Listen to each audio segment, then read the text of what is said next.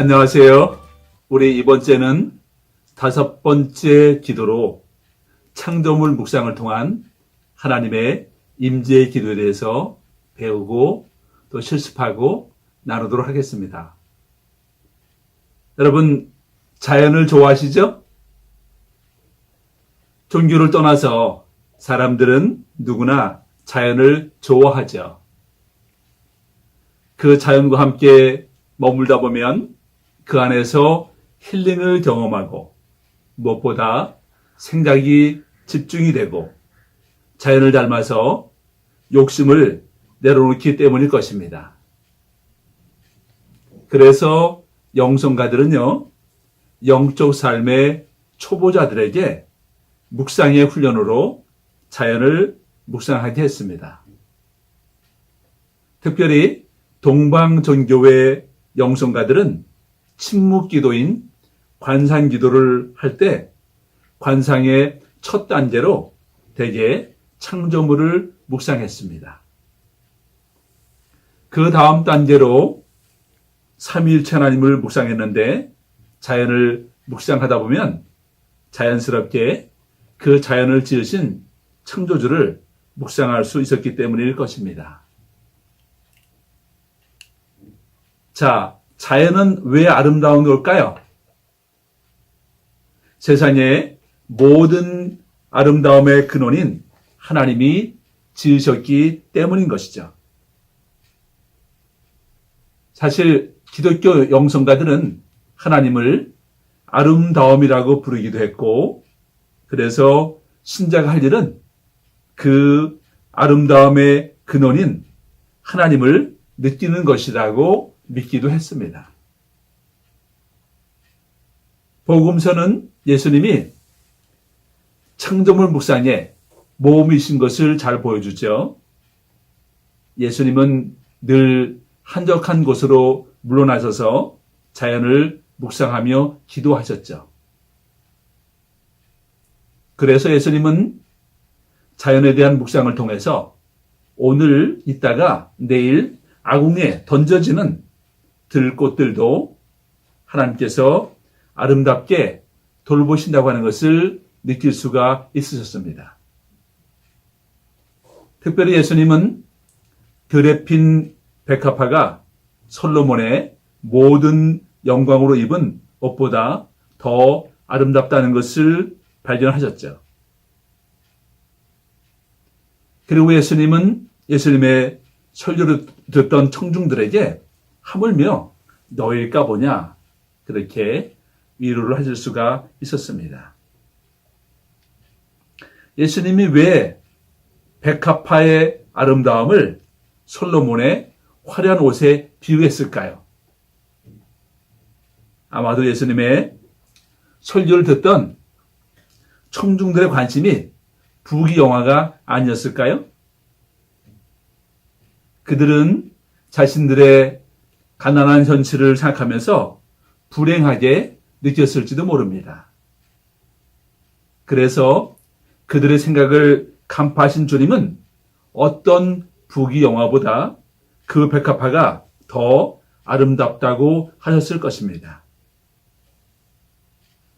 그러면서 그 백합화를 돌보시는 하나님이 예수님의 설교를 듣는 그 청중들을 더 세심하게 돌보고 계신다는 것을 깨우쳐 주시기를 원하셨을 것입니다. 그렇죠. 우리는 우리 자신이 생각하는 것보다 훨씬 더 소중한 존재이죠. 더 아름다운 존재이죠. 불신자들은요, 자연을 보면서 자연이 참으로 아름답다. 그렇게 경탄하는 정도에 머무르는 것 같아요. 때때로 그 아름다움에 영감을 받아서 아름다운 예술품을 남기기도 하죠. 하지만 우리 신자들은 다른 차원의 영감을 받죠. 그것은 그 자연을 만드신 하나님이 그 자연보다 훨씬 더 아름답게 나 자신을 만들어가고 계시다고 하는 것을 깨닫는 것이죠. 자연을 아름답게 만드신 최고의 예술가이신 하나님이 내 영혼을 아름답게 지어가고 계시는 것을 깨닫게 되는 것입니다. 이것이 바로 기독교적인 자연 묵상의 위대함이 아닐까요? 우리 신자들은 하나님이 지으신 자연의 아름다움을 묵상하면서 아름다움의 근원인 하나님의 사랑을 느끼게 되는 것입니다. 그리고 우리가 그 하나님의 사랑을 느끼고 받다 보면 그 사랑이 우리 안에 머물게 되거든요. 그러면 우리 안에 그 사랑이 배양이 돼요. 우리도 사랑의 존재가 되는 것이죠. 그러다 보면 우리의 영혼도 아름답게 변화되는 것을 경험할 것입니다.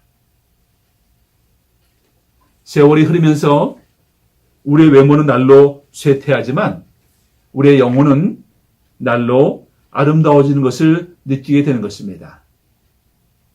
고린도후서 4장 16절에서 말씀하죠. 그러므로 우리가 낙심하지 아니하노니 우리의 겉사람은 낡아지나 우리의 속사람은 날로 새로워지도다. 아멘. 잠언 16장 31절은 또 이렇게 말씀하죠. 백발은 영화의 면류관이라 공의로운 길에서 얻으리라. 사람들은 나이 먹음을 서로 하지만 우리는 그렇지 않습니다. 우리의 영혼이 날로 더 아름다워 가는 것을 경험하기 때문에 그렇습니다. 사람들은 말하죠. 꽃보다 남자. 우리는 어떻게 말할 수 있을까요? 저 꽃보다 내 영혼이라고 감탄하게 되는 것이죠. 우리 모두 그러한 미래를 생각하면서 이 아름다운 계절에 하나님 만드신 창조물을 묵상하며 하나님과 더욱 가까워지는 계절이 되면 참으로 좋겠습니다. 자, 그럼 구체적으로 창조물을 묵상하는 침묵기도는 어떻게 하는지 보도록 하겠습니다. 우리 기도학교에서 하는 매뉴얼대로 생각을 해보고 우리 실천을 해보도록 하겠습니다. 첫 번째요. 창조물을 묵상하기에 좋은 장소를 정하는 것입니다. 여기 있는 실내 꽃처럼 실내에 있는 꽃도 묵상할 수 있기 때문에 꼭 야외에서 할 수 있는 것은 아닙니다. 묵상할 장소를 정했으면 그곳에서 묵상할 창조물을 한 가지 정하는 것입니다. 나무, 꽃, 풀, 새소리, 하늘, 구름, 햇빛, 바람, 너무나 많죠. 한 가지만 정하면 되겠습니다. 두 번째로 하는 것은 자신이 정한 대상의 한 해의 삶을 곰곰이 묵상하는 것이 되겠습니다. 창조물들은 대개 1년 단위로 그 삶을 반복하는 걸 볼 수가 있어요.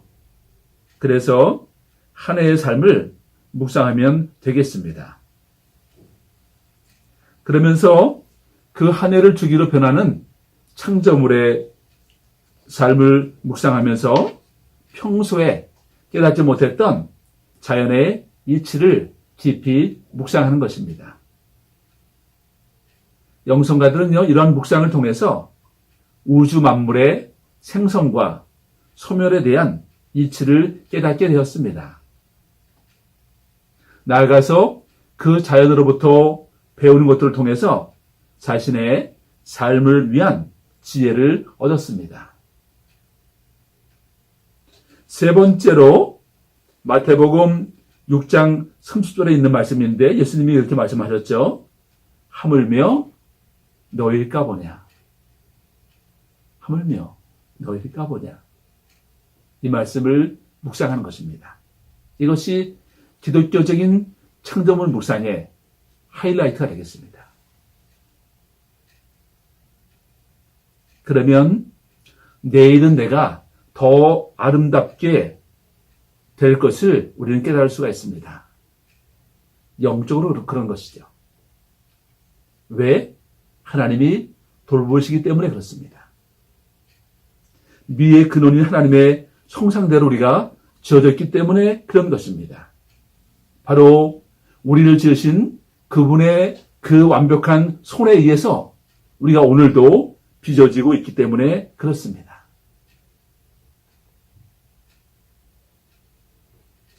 그런데 이 창조물 묵상 침묵 기도라고 하는 것이 우리 개신교 신자들한테는 아직은 다소 낯설 수가 있는 거예요. 그래서 제가 경험했던 것을 한번 여러분이 참고하시도록 나누어보고 싶습니다.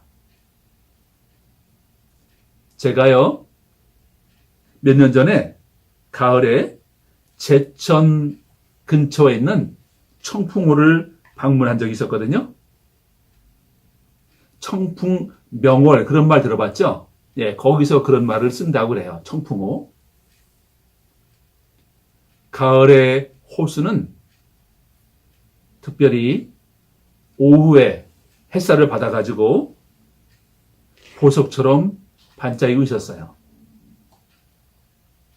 그 아름다운 물빛이 저의 시선을 사로잡았습니다. 황홀했습니다. 그때 문득 겨울 호수의 모습을 상상했습니다. 상상해 볼 수 있으세요? 겨울 호수 잿빛 하늘을 반사해서 우울한 모습일 거라고 생각했습니다. 호수의 물 자체는 똑같지만 무엇을 반사하느냐에 따라서 하늘과 땅만큼 다를 수 있음을 발견했습니다. 가을의 호수는 모든 이의 시선을 머물게 하지만 겨울의 잿빛 호수는 그렇지 못할 것입니다. 우리의 영혼도 마찬가지라고 깨달았습니다. 우리 속에는 아름다운 것이 없지요. 추한 뿐이죠. 그냥 물과 같은 존재이죠. 아니, 물만도 못할 수도 있죠. 그런 말 있잖아요. 미물만도 못한 인간. 그럴 수가 있죠. 참으로 서글펐습니다. 그때 하물며 너일까 보냐라는 주님의 음성을 제가 묵상했습니다.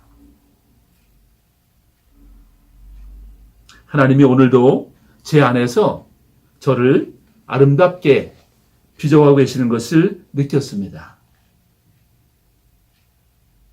그 하나님의 손길 때문에 저도 언젠가 저 호수처럼 반짝이는 모습을 볼 수 있다고 깨달았습니다.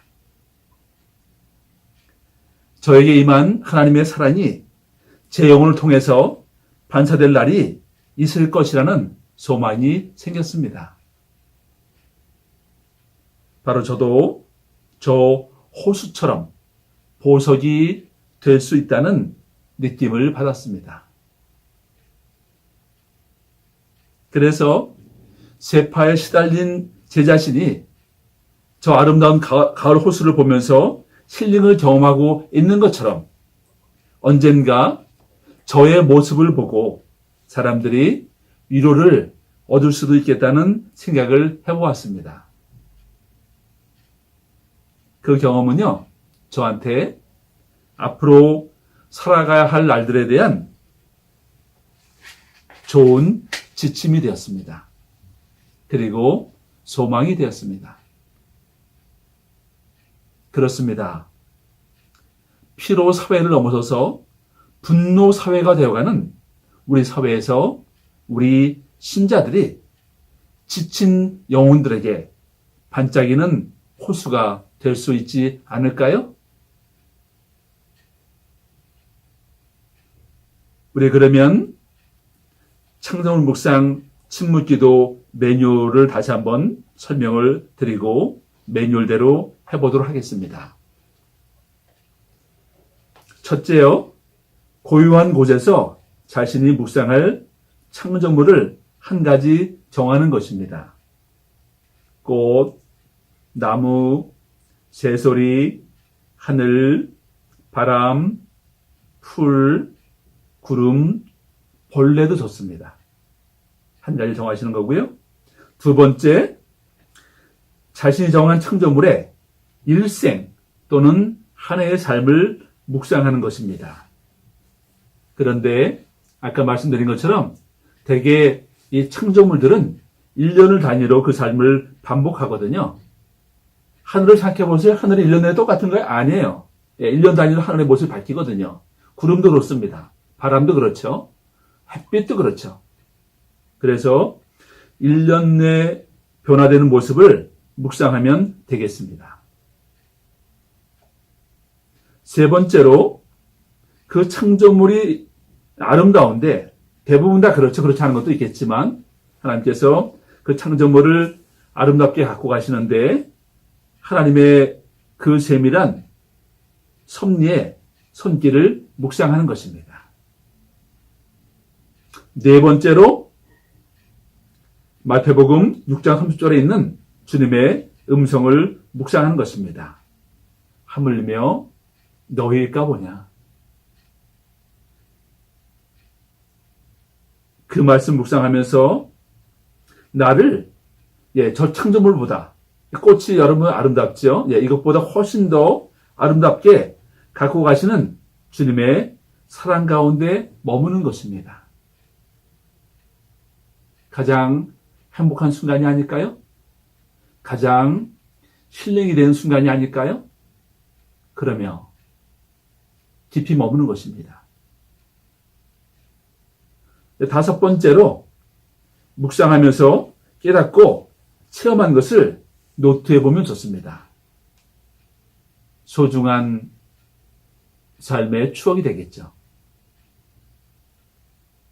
이제 우리 그러면 밖으로 나가서 함께 창조물 묵상하는 기도를 드리고 다시 돌아와서 나눔과 영성 지도의 시간을 갖도록 하겠습니다.